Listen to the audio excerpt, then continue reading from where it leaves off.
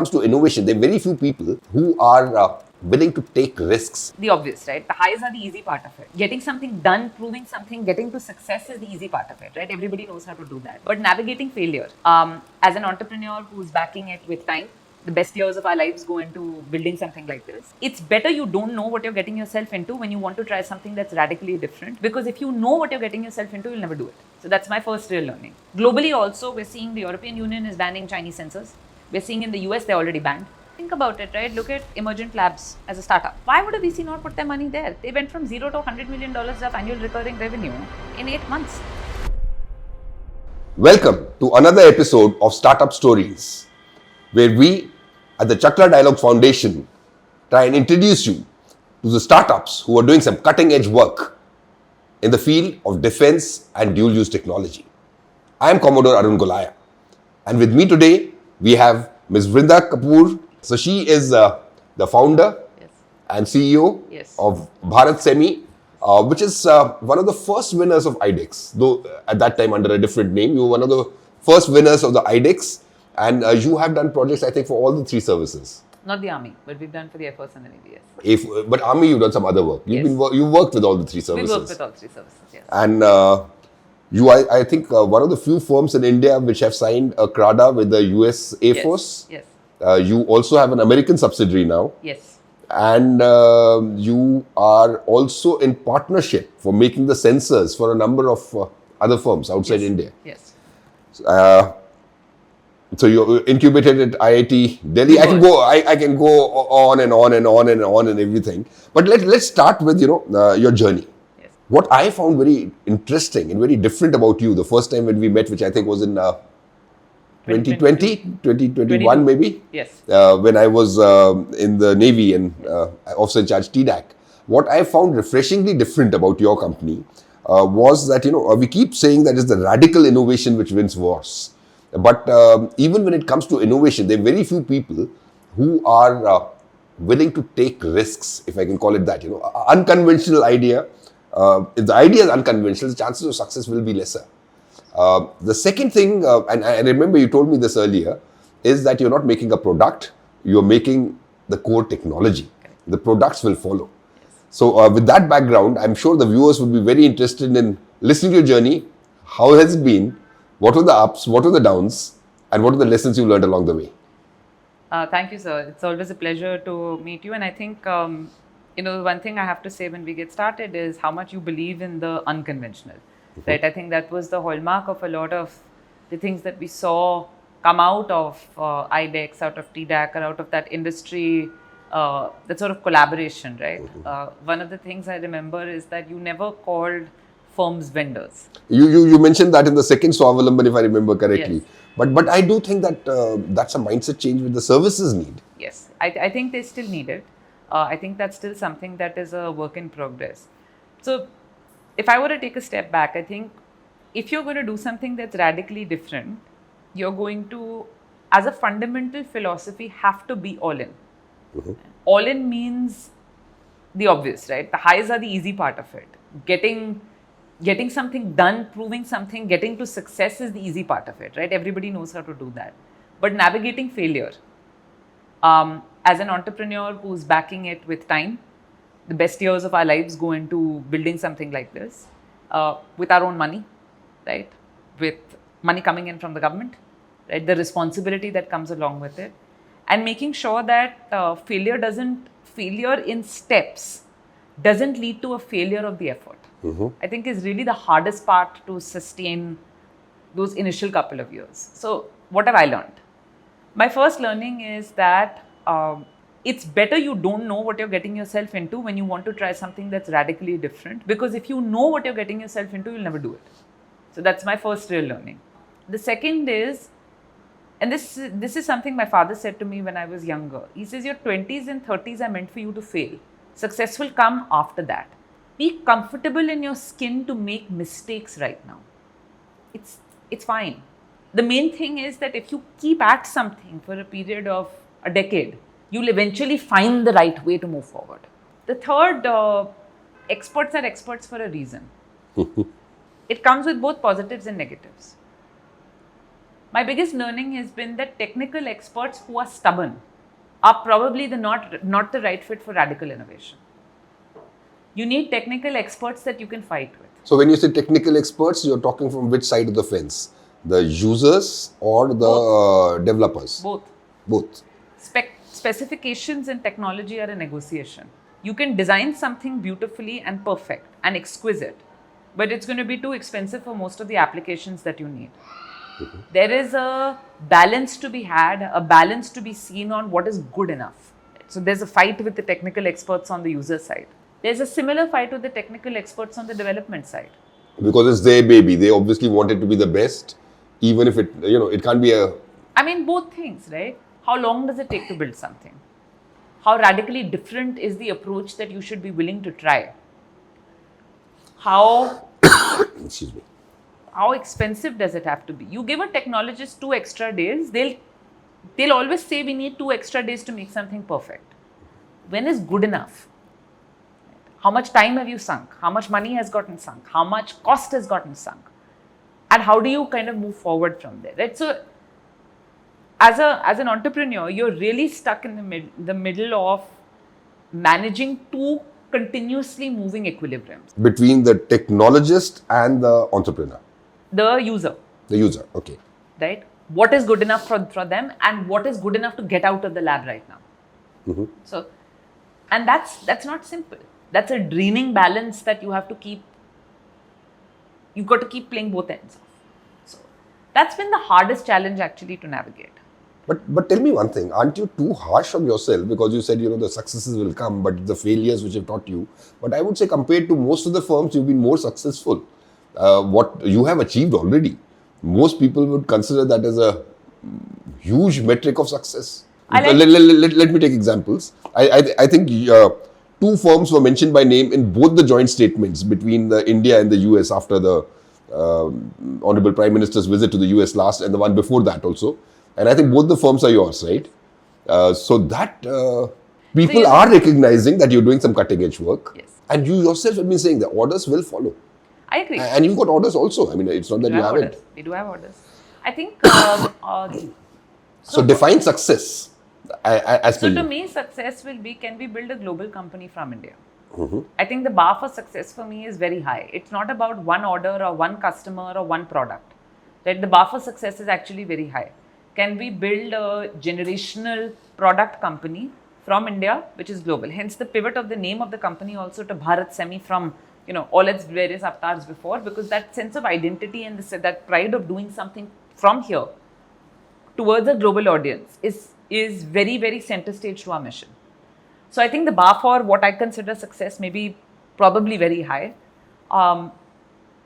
Yes, I am ruthless on myself, right? But that's what drives me.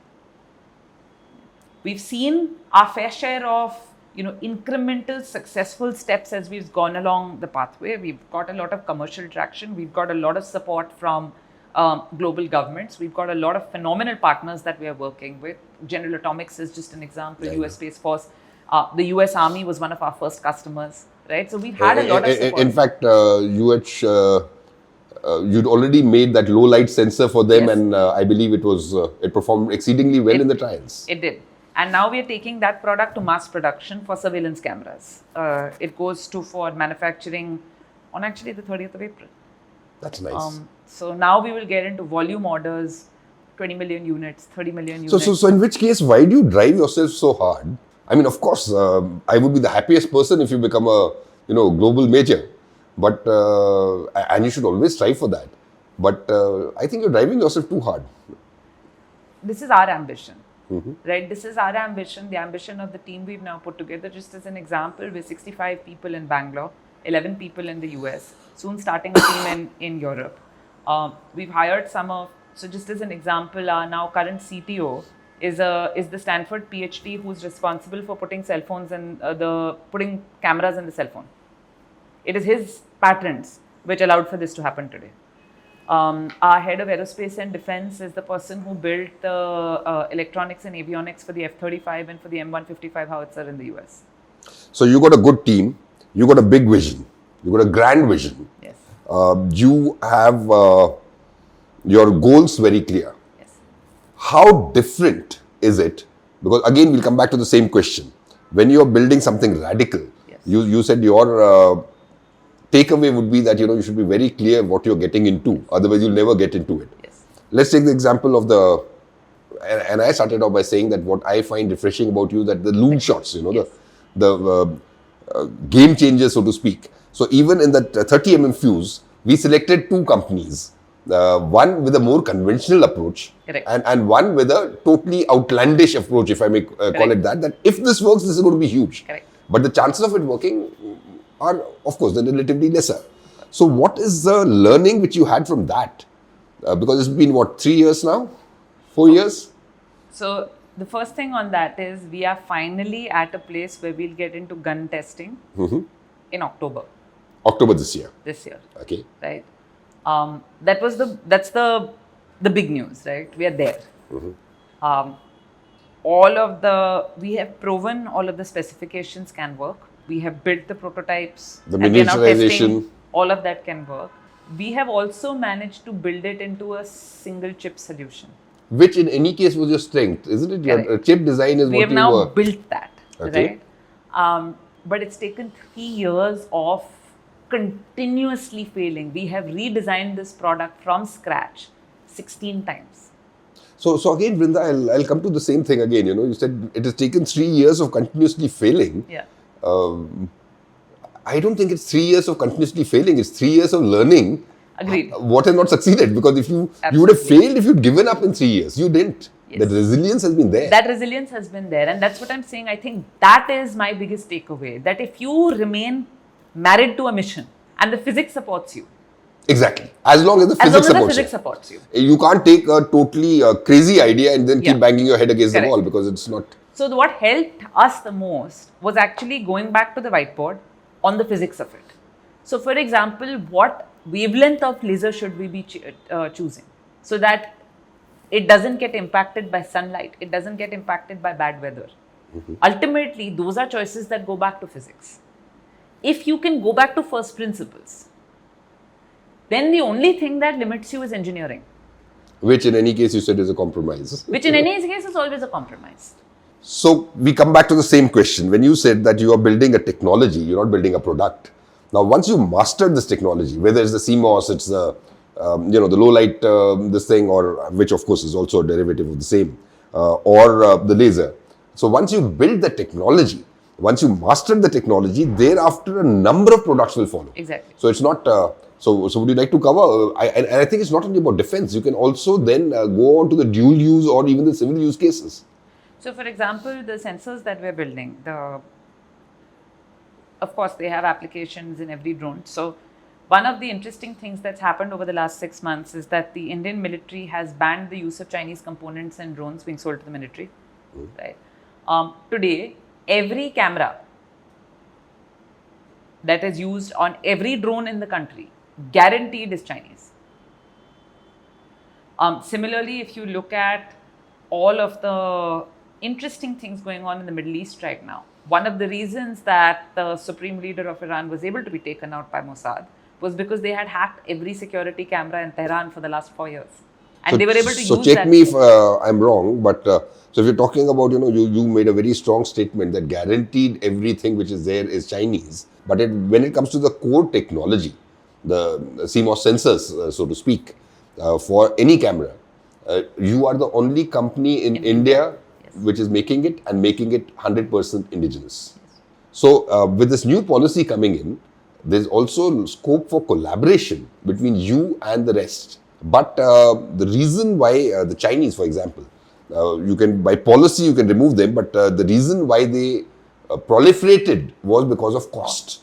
And the cost was a direct function of the volumes.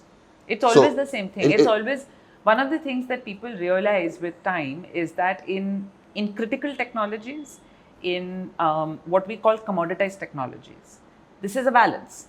So in order to get to the costs that the Chinese have been able to get to, we need to have the volumes that the Indian market affords. So when a policy barrier comes up, all of a sudden the unit economics start to work.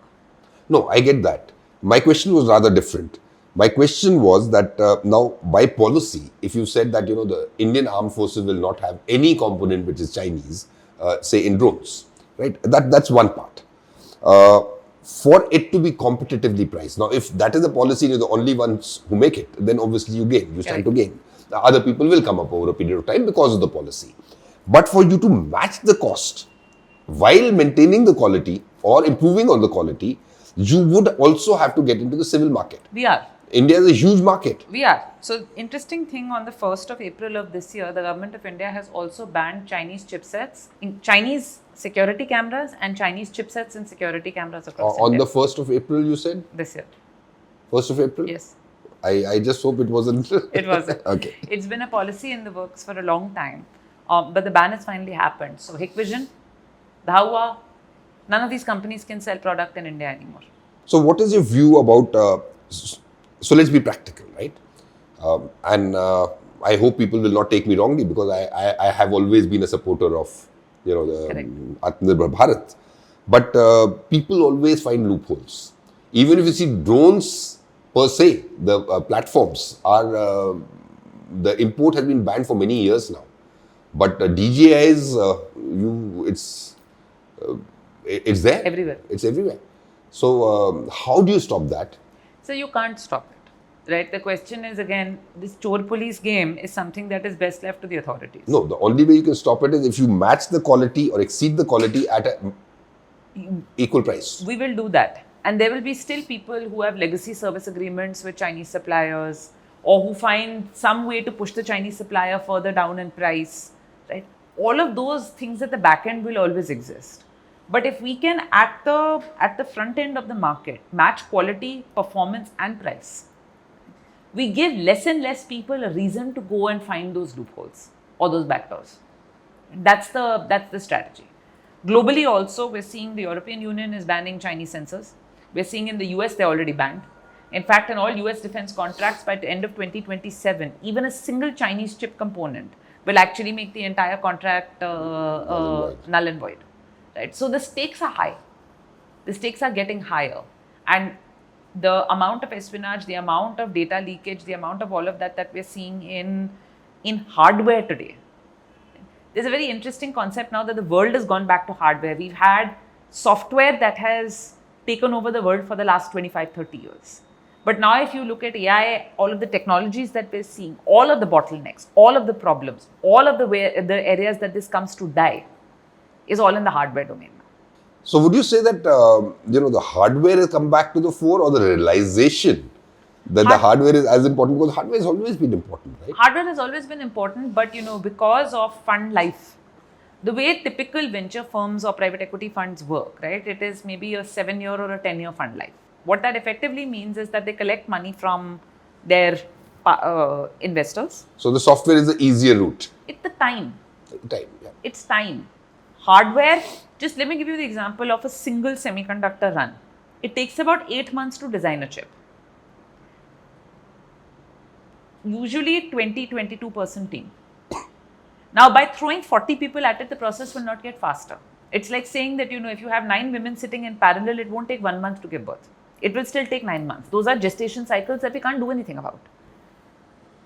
It takes a minimum of 8 months to design a product, a minimum of 4 months to manufacture it, then 2 months to bring it up.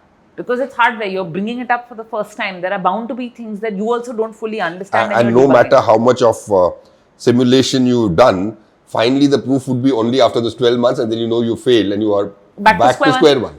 In software, with modern technologies, that same cycle is 3 weeks.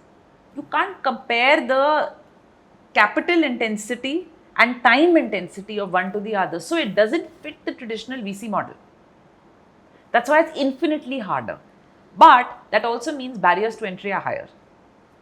Barriers to entry from talent are higher, from patients are higher, from VCs are higher. The rewards are also higher. The rewards are also higher. I mean, look at Nvidia. It's the most valuable company in the world. But it has become the most... See, Nvidia, it's a very interesting story. Very few people know the background. So they failed continuously for the first 7 years of their existence. Right? They almost went bankrupt. So Jensen Huang became famous for telling his team, we have 40 days of money left in the bank. It began as they tried to create graphic processors for Video Game Boy. games. Yeah. And Sega was their main investor. So when they failed, when they approached the physics that they had chosen did not work out in hardware, Sega pulled the deal and said, okay, we can't keep wasting time on this. Jensen went to the chairman of Sega and begged him for some way to run the company for 40 days. So he cut them a check as a VC. They finally started to succeed, but when they went public, they were worth barely $1 billion.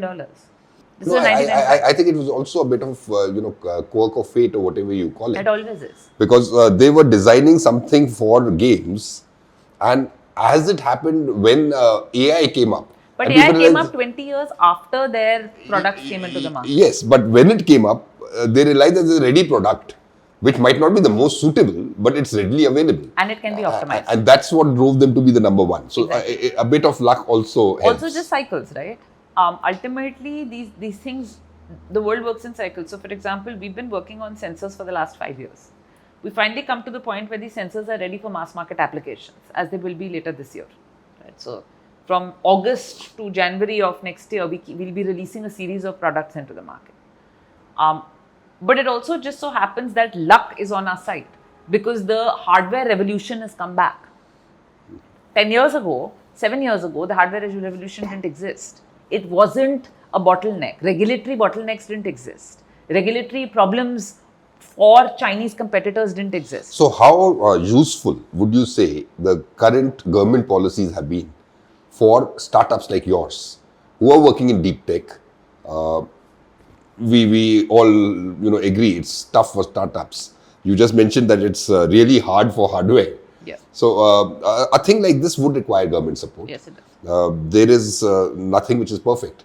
But do you think the policies over the last few years have been useful? And more importantly and more honestly, what are the changes you would like to see in policy so that other people who are joining the fray now don't have to go through the same teething troubles or whatever you call it like you did? Fundamentally, I believe our policies are as pro-startup as they can be. I agree. Right? I think On paper at least. on paper. I think the challenge always comes down into implementation, which comes down to an individual's faith. The problem, as with all things in the government, is the person sitting on the chair at the time has to be willing to take that risk of going to CAG and saying, we failed the first time, we failed the second time, we will succeed the 10th time. It comes, and that is the problem with everything in the government, right? So there is a proposal right now of the RDI fund is making a lot of news, and one of the conversations that is happening on the policy domain is whether the government should be investing as a investor into the startup directly. And my pushback and my fear on that is that, if they are and they have a board seat, Then it will be. if the wrong person is sitting on that board seat, it will kill the startup. The right person will do wonders for it. But because appointments in the government are not permanent, right? And HR is... No, I think even if the government comes in, it will have to be, a specialist kind of a job with people remaining there. And I mean, think about it like this, as if the wrong conservative bureaucrat is sitting on the board of a high-performing startup.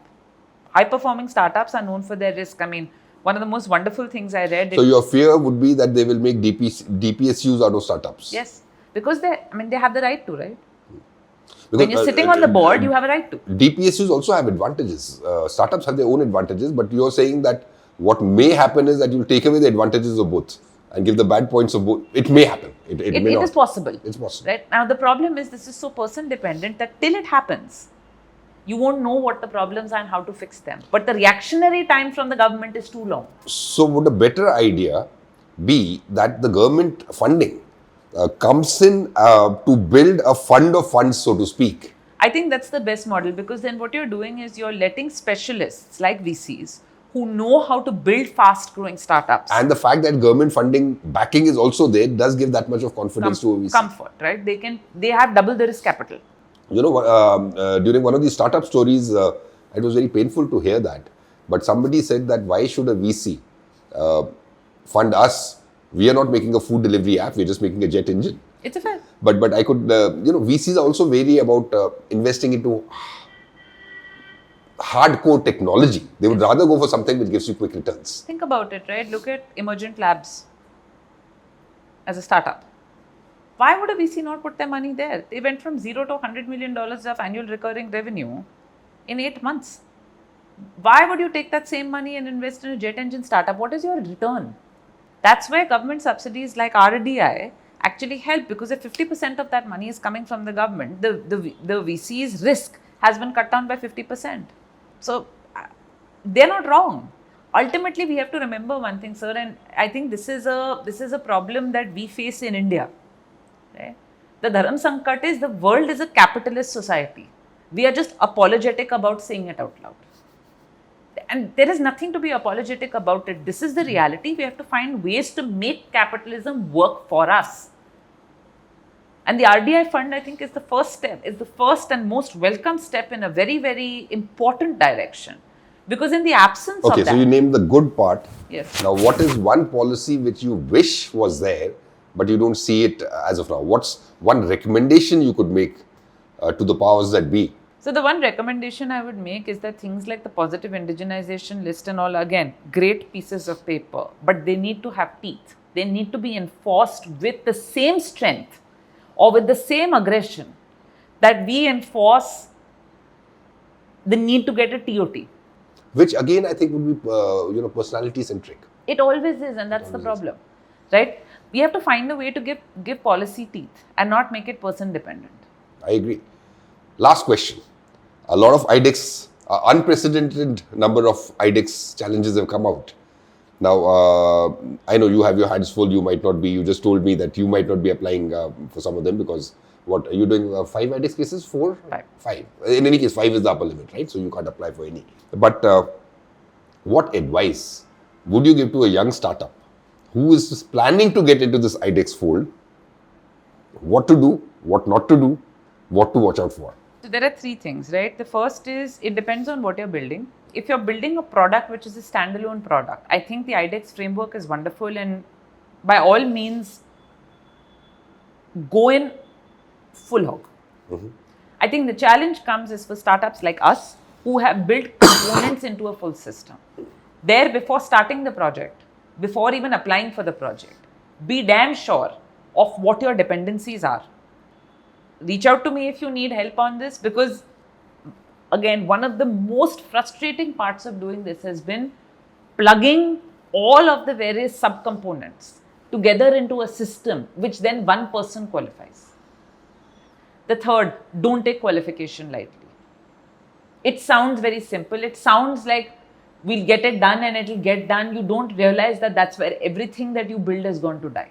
I think that defense startups will go through 3 iterations, or startups that are working on dual use of critical technology will go through 3 iterations. So sorry for butting in, but what would you say? And I said it's the last question, but No problem, it's just to add on to that question. The drishti challenges, because what you faced, and I think IDEX as a system is also learning. Yeah. All I was looking after innovation for the Navy, so we also learned on the job because there's no precedence there to fall back on. You can't look back and march forward in a job like that. But the drishti challenges, which is an avenue for the DPSUs to give out the challenges, which I think then they can focus much more on the 3 problems which you have said. Sir, I've instead actually, of the product. Interestingly enough, I have enjoyed working with the DPSUs. Mm-hmm. As much as I've been one of the people who's been most adamant that, the DPSU monopoly must be broken and all of that. They have their advantages. I think the DPSUs are the best partners for companies that are looking to build critical technology, component level technology, because they have to finally qualify it, put it into a product, qualify the part, put it into the product, qualify the product and get the orders from the military. You do what you're good at, which is building innovative technology.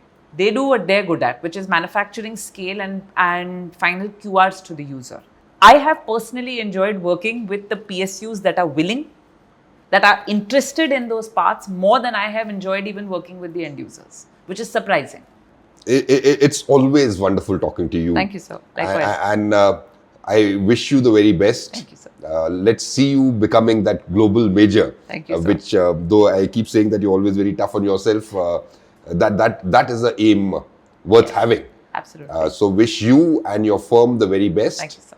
And as I always say, a sprint winner is always considered a friend. So Absolutely, we'll be sir. in touch, and I'll be following your progress very, very closely. Thank you, sir. And you know, I don't have to say it, the best wishes are always with you. Thank you, sir. Thank you very much for coming Thank you, over. sir. Thank you.